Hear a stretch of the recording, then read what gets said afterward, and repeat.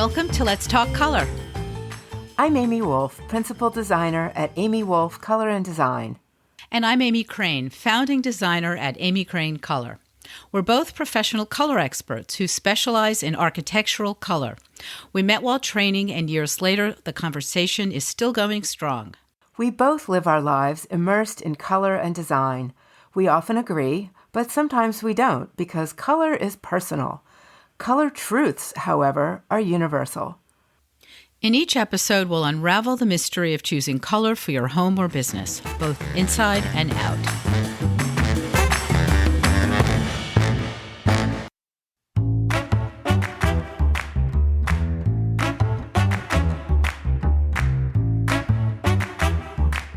I'm sure you've heard this all before. The kitchen is the heart of the home.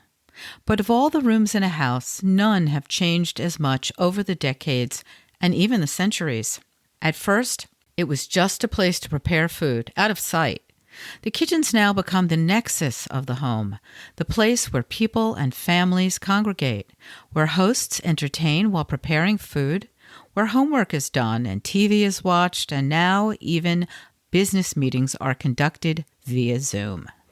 Kitchens inherently have so many finishes. There's so many selections to make, from cabinet color, you need to think about your flooring, your countertops, your tile, and then we've got the wall color on top of that. So there's a lot of puzzle pieces that need to be fit together. I often find clients will call me in to pick a paint color to sort of knit the whole thing together, and it really makes a lot more sense to consider all of your colors ahead of time. To put together the whole color equation and not just expect to pick your paint color last after everything else has been selected, maybe for better or worse. I usually ask my clients to start with some inspiration. Maybe it's a backsplash tile that they've fallen in love with. One of the kitchens I did recently, my client fell in love with a cornflower blue range from France. So clearly that was the inspiration piece. Maybe it's a piece of artwork or even the view outside your window. But find a place to start and then pivot around that as you begin to make your choices. More often than not, folks call me in for the wall color when they haven't made those other decisions. And I feel it makes sense for the wall color to absolutely be last. With some exceptions, I start with the cabinet color because that drives the whole palette for me. There's most cabinet color in the room. Then I go on to countertops, then backsplash, and finally the wall color. That's always last. And things like hardware and lighting get decided at the end. They're sort of the jewelry in the room. For me, the process is never linear. I like to use the image of a spiral where I like to pick one thing first and then sort of go around the circle, pick subsequent items, and then keep moving around that circle, revisiting previous choices to make sure everything still works. And I agree with Amy. Cabinet color is so important, more important than ever right now, as we're starting to see painted cabinets really take off. We've, been looking at white kitchens forever, not forever, but they've really had a big moment for the last 15 years or so. And now color is really coming into the fore. So yeah, that can be your starting point as well. I think the style of the kitchen has to be considered. It's very important. And the style of the kitchen needs to feel part of the whole. You can't just come up with one style for the kitchen and not have it relate to the design and architecture of the rest of the house. You need to keep a home as a cohesive whole. I think that's super important when the kitchen is open to the rest of the house, as it so often is. Oh, absolutely. I mean, picking colors for an open plan house is very difficult, and clients have a lot of problems with it. And I don't even think it's that easy for designers either. I always say that if the architecture doesn't afford you a logical point to make a color switch on a wall, do not do it. No matter how badly you want the family room to be one thing and the kitchen to be the other thing. I'm talking about wall color here. Don't do it if there isn't the right place to split it up, because it looks artificial and it ends up looking really weird. You've got to keep it all really seamless.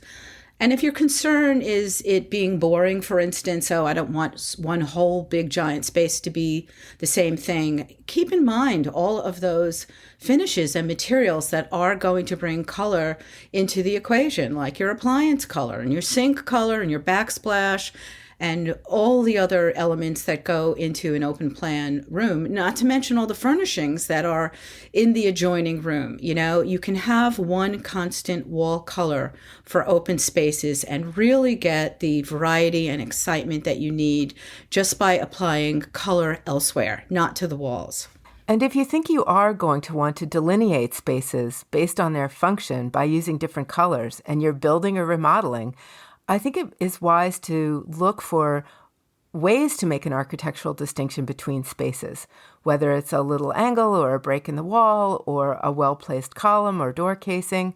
It can be very minimalist and still maintain that open feeling of a space, but every time you have an architectural delineation, it allows you to switch colors with more ease and grace.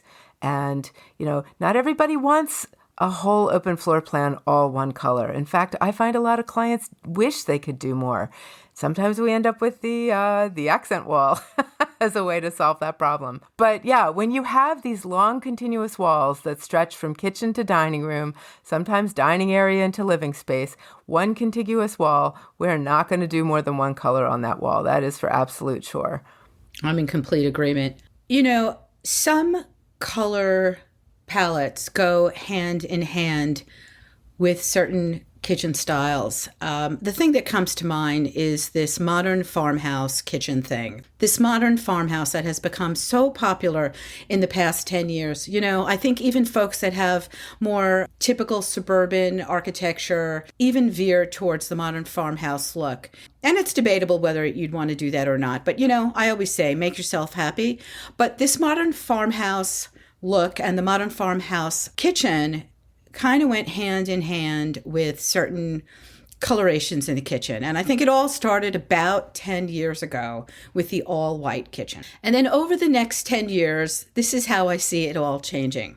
Upper cabinets went away to some degree, and I think that's one instance where fashion overtook practical considerations. But the all-white kitchen was pretty cold and stark in the beginning. And over time, it morphed into a warmer white kitchen, where walls or cabinets became a little bit more toned, or warmer whites were used, and they were mixed.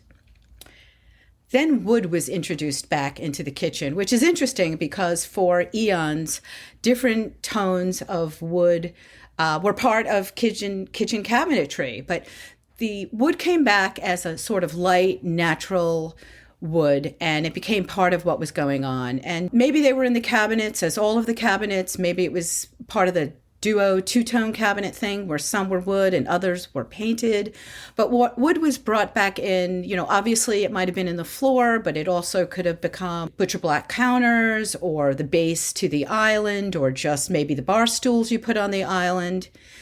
And then color was brought back in more from patterns that came from cement tiles, which became so popular about 5-6 years ago, where pattern and color were used for backsplashes and for floors. But there was always the prevalence of the subway tile, specifically the white subway tile, which I think really drove that white kitchen train. And most currently, I think a lot of people are taking their countertop stone and they're bringing it up as a backsplash, and in other parts of the kitchen, even lining the walls with it, going all the way to the ceiling and around windows. I think the interesting thing about the return of wood and the popularity of wood finishes in kitchens right now is that we've moved away from the wood colors and wood stains. And I want to point out, a lot of people think wood is a neutral, and it's really not. It's got an inherent color to it. And in the past, wood kitchens have had a lot more color. We can think of the orangey oak. We can think of the rich sort of mahogany-leaning finish on, an oxidized cherry, that gets very red. And I think the shift that we've seen more recently is toward wood that, now I'm going to contradict myself, is wood that is more neutral. Even though I'm going to always insist that wood has a color, we've been seeing cooler tones in wood, less orange, less red, less yellow, less pink in maple, and really moving toward these sort of grayed down, cerused oak finishes, cooler walnut finishes, which have been popular for a long time. But these cooler, lighter, and really more neutral woods, which, as Amy said, gives you a lot more latitude for color elsewhere in other finishes, backsplash, light fixtures, and what have you. I think the return or the coming of that unstained looking natural wood, very often being white oak, kind of went hand in hand with the prevalence of natural and organic. I'm using organic in quotes because, let's face it, not organic, but Slightly overused.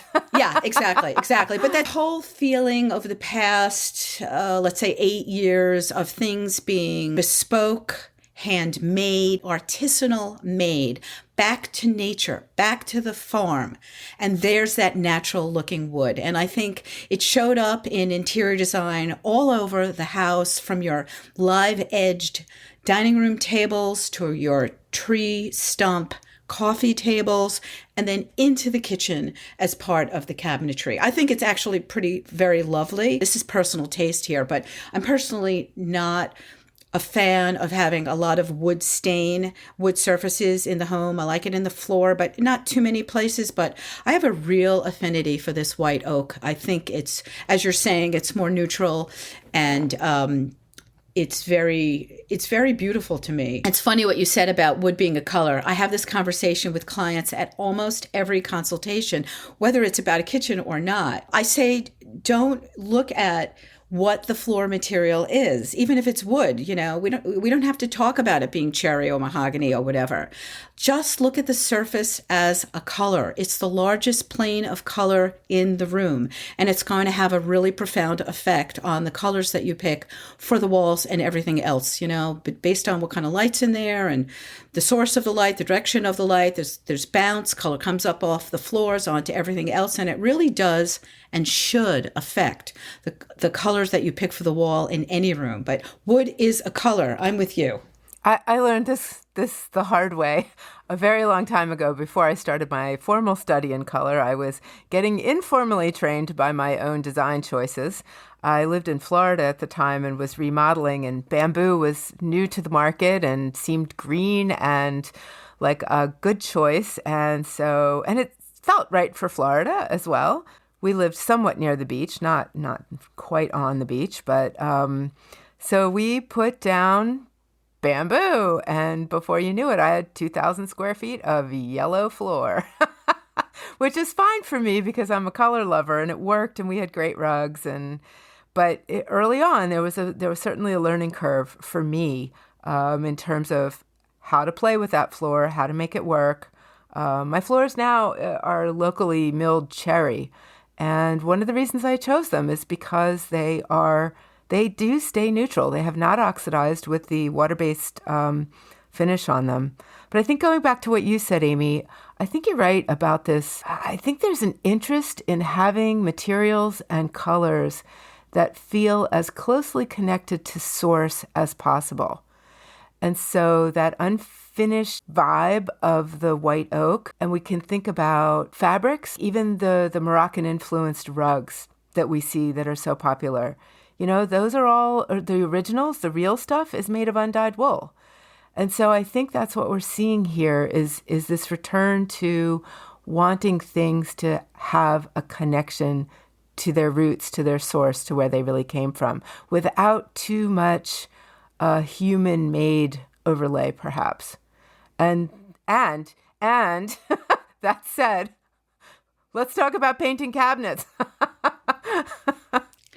Okay. I just wanted to say, though, that's such a great point, and that I think that it might be an outcome of all the technology in our world. It's such a more removed from human experience now. You meet, even before COVID, you FaceTime with people, and it's so convenient to communicate in ways other than face to face with people, that people are removed from one another.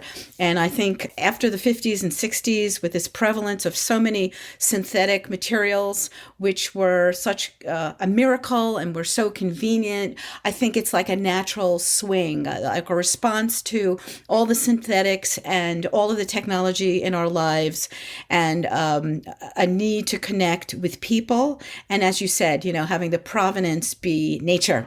The provenance of your material, your furnishings, be nature, not man-made. Right. I talk about this a lot in some of the color forecasting work I do, and also sometimes with clients, about colors that feel man-made. Synthetic, the word you use is a good one, versus colors that feel like they could be derived from nature.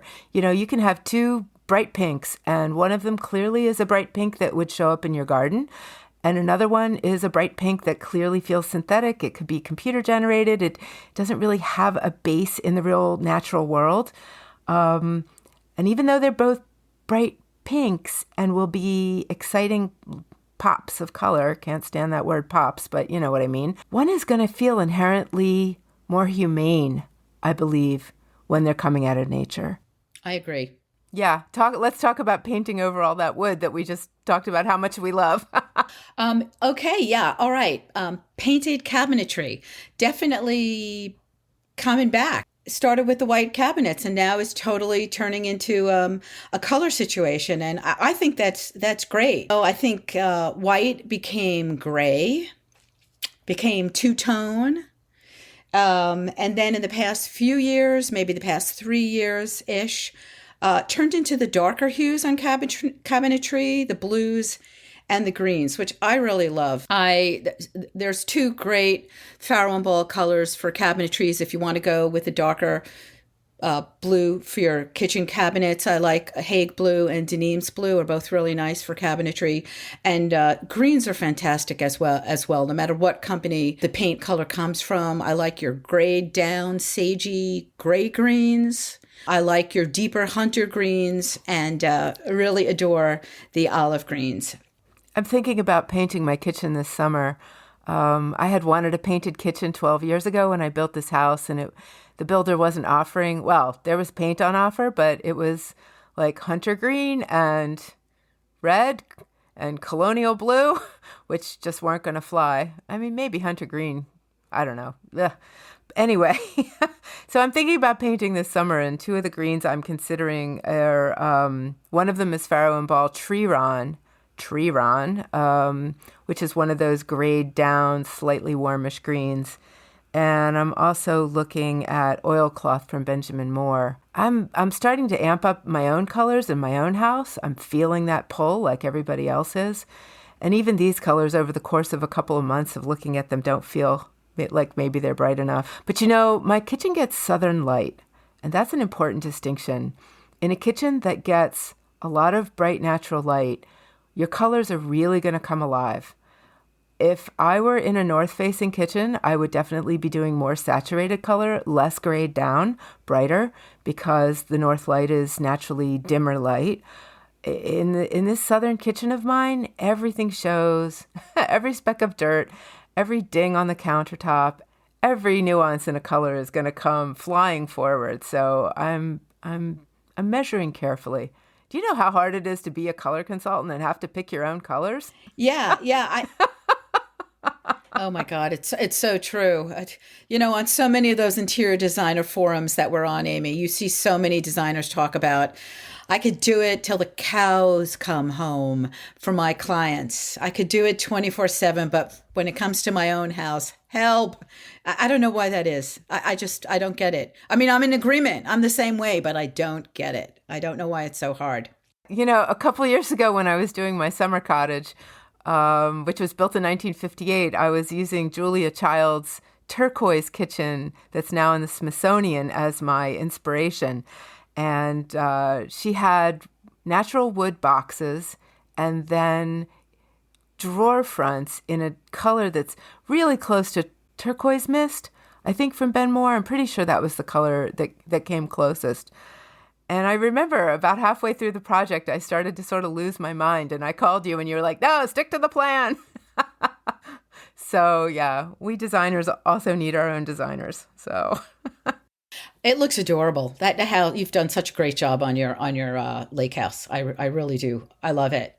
well, it was trendy for 1958, which was what I was looking for. I really wanted the house to feel like 1958. I think that also goes back to your early comment, Amy, about kitchen color, design styles suiting the architecture. This is an old cabin, and I did not want to plop a brand new kitchen into an old cabin. I wanted it to feel seamless. I think we do need to think about that. And certainly color is part of that whole trend, like where are we in time? So, and what colors make sense? I do have clients ask me, they want colors that feel updated but classic, new and fresh, but will never go out of style, which is really oxymoronic. It is totally oxymoronic. I'm sorry. I understand because they're looking that they don't want that dated look, and that's a great segue into the trend thing. Can you really be 100% trend proof?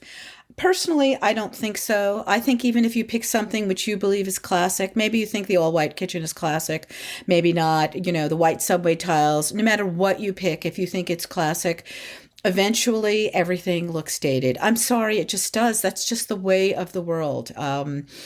Fashions change, trends change, tastes change, and a whole bunch of years later, and that could be a different amount of time, your kitchen really may look dated, and you just have to, you have to accept it. And I say, go with what you want. Go with what you want within the context of what's happening in your life. If it's your forever home, do what you want, but know the pitfalls of doing what you want. Just make an educated choice. But I say, make yourself happy, and that's it. And the trend thing again can't really be avoided.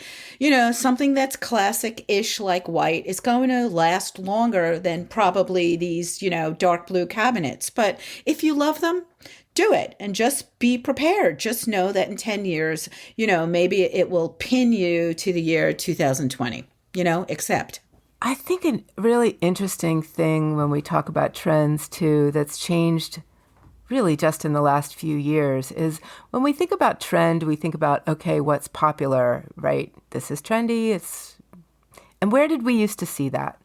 We used to see it maybe in our friends' kitchens. We used to see it in a monthly magazine that we would pick up off the checkout line at the grocery store.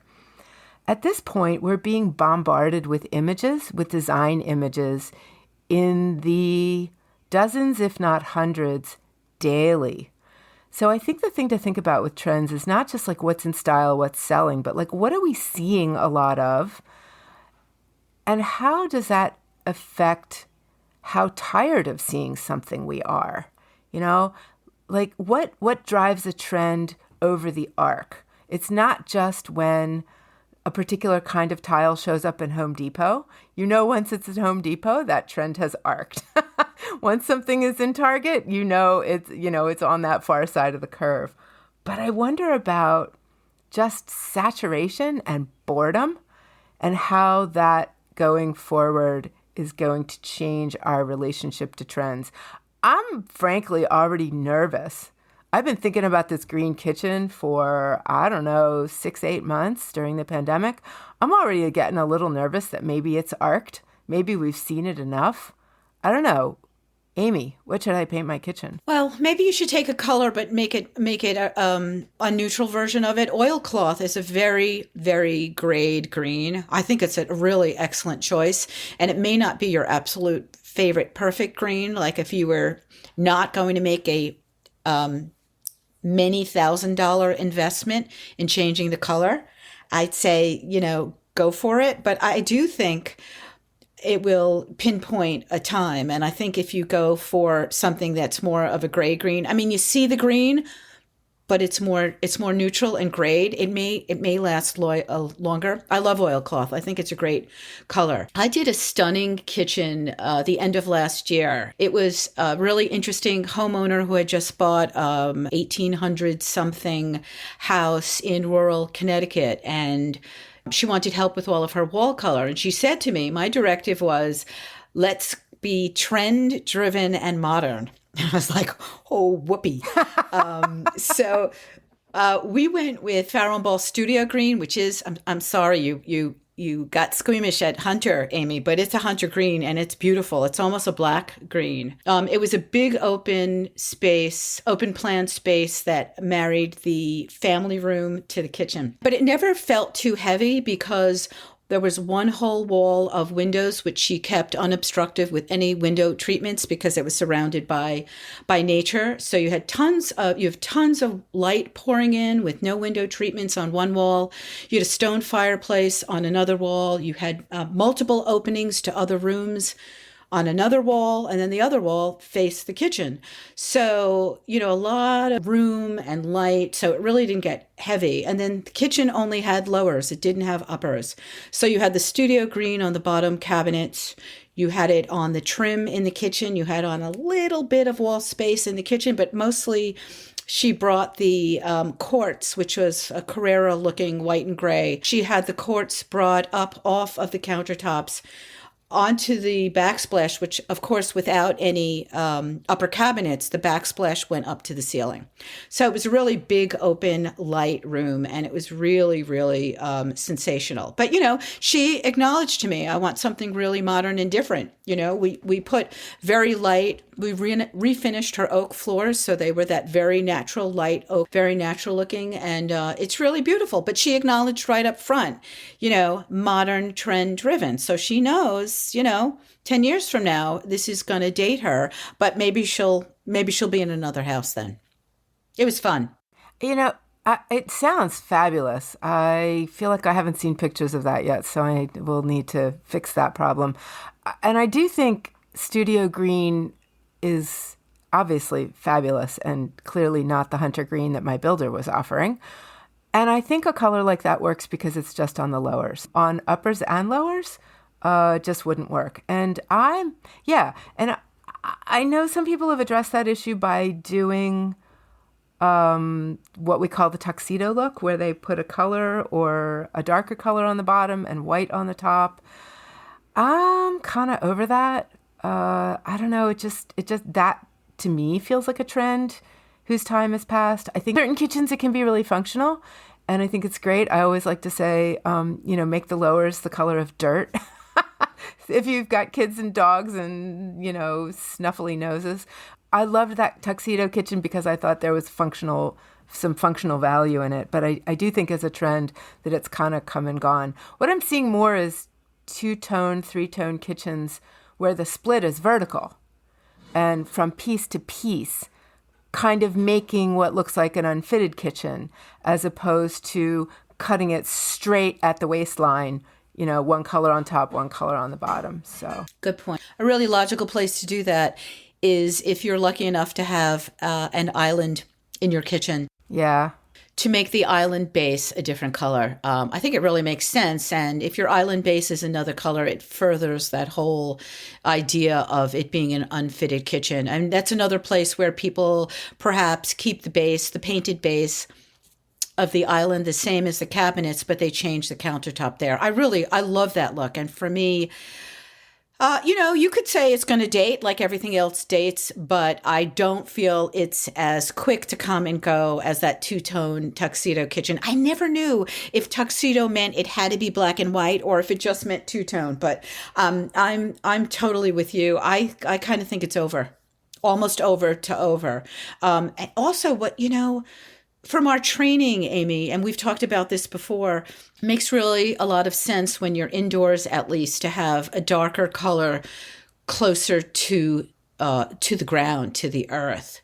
So I find it confusing sometimes when people rarely do that, if ever, with the painted cabinets. They won't put a black on top and a white on the bottom, thank God. But it gets a little bit more confusing when people are mixing some cabinets wood tone and some painted, because I think they're ignoring the value, lightness, darkness of that wood tone. And if it's a darker wood, putting it on the tap. And, I don't like it. You have to, like we said with the wood floors, you have to look at the tonality and the value of the floor and take it into consideration, especially when you're doing a two-tone kitchen. How dark is that wood? And therefore, should it be on your upper cabinets or your lower? And then people call us and think we can come out and fix it with a paint color, But I picked everything neutral. It should work.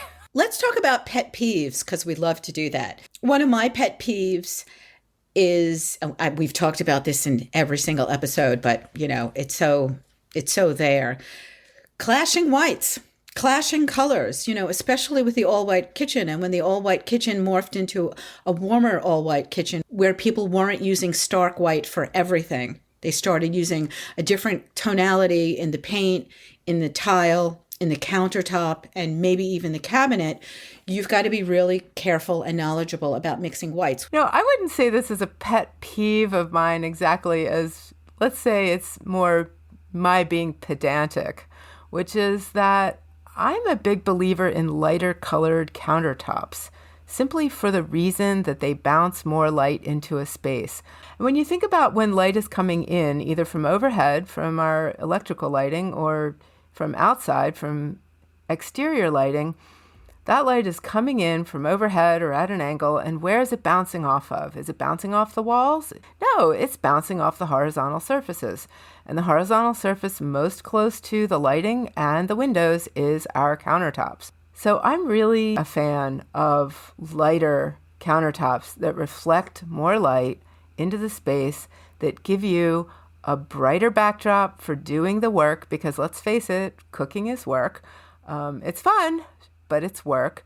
And I'll out myself here as I approach age 60. Our eyesight isn't what it used to be. And so our young clients, 30-year-olds, they don't really need to think about it. Let them have a black countertop if they like that look. But in terms of functionality, and really kitchen always needs to function first and foremost, I really think lighter countertops are the way to go. In general, I agree with you. I really do. I have two thoughts on this topic. One is that if you're the kind of family who is into very natural materials for your counter, and you acknowledge that they may lead to etching and chipping and marking, and you don't care because you like the patina, there's a lot of folks, or some folks, who come to me and say, we want soapstone. Soapstone is very dark, and I think it's very beautiful. And if you could live with the imperfections of it, like one would if going for Carrara marble or any marble, then I think it's beautiful. But I don't care for it with white cabinetries. Contrast is a big thing for you, Amy. You've mentioned it many times. I'm less turned off by contrast in general than you are, but I don't care for those white cabinets with the dark, whether it's soapstone or quartz or anything else. I don't like the white cabinets with the dark counter. That's too contrasty for me. Something which isn't exactly a pet peeve, I can't say this because it's a valid choice, but I just don't care for it. I am very, very particular about mixing metals, and I do so minimally. The only two metals I like personally to mix are gold and black.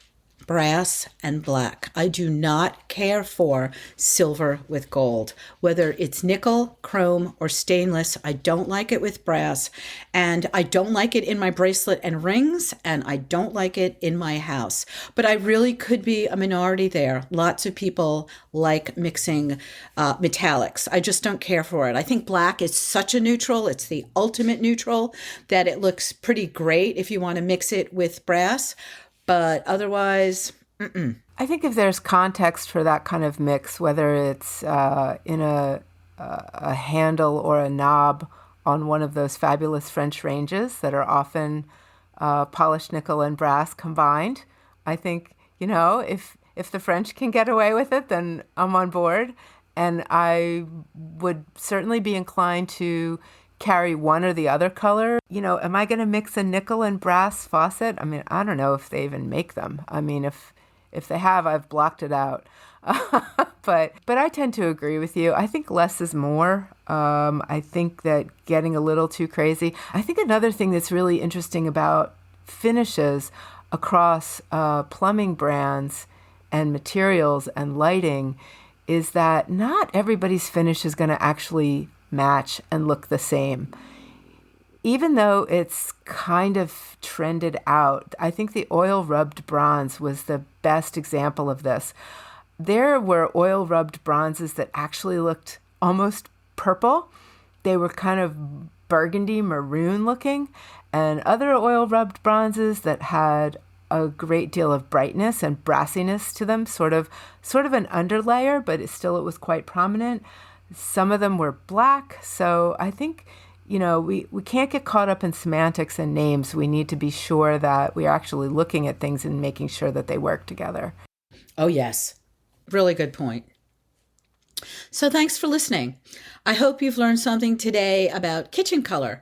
Join us next time when we dive into another aspect of color for the built world. And if you want to find out a little bit more about your hosts, Amy and Amy, or tell us what you'd like to hear us talk about, share your questions, input, insights, anything you'd like to tell us, we're here for you at letstalkpaintcolor.com.